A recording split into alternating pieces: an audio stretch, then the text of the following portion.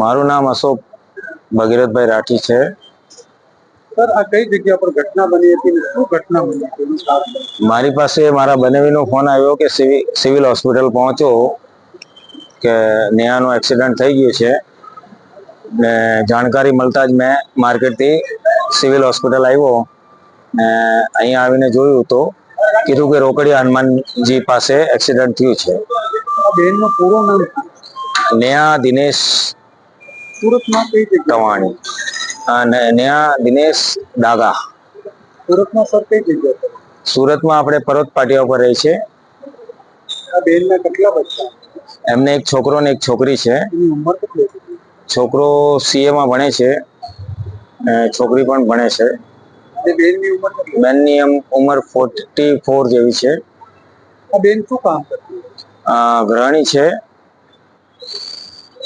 એના હસબન્ડ નું કામ અનાજનું બ્રોકરિંગ છે। સર તમે એના કોણ લાવો? મારી માસીની છોકરી છે। સર જે ટ્રક વાળાએ ઠોકી દીધું છે એ પકડાઈ ગયું છે? કહે છે પોલીસ વાળા કે એમને પકડી લીધેલો છે। હવે સર તમારી કઈ માંગ છે સર એની? માંગ હવે શું, અમારી તો વસ્તુ ચાલી ગઈ છે। શું મેસેજ એવો આપતો બીજાને? એક સરસ મેસેજ શું આપતો?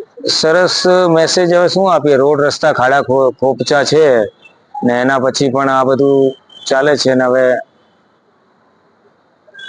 ને હેલ્મેટ પહેરવો ખૂબ જરૂરી છે।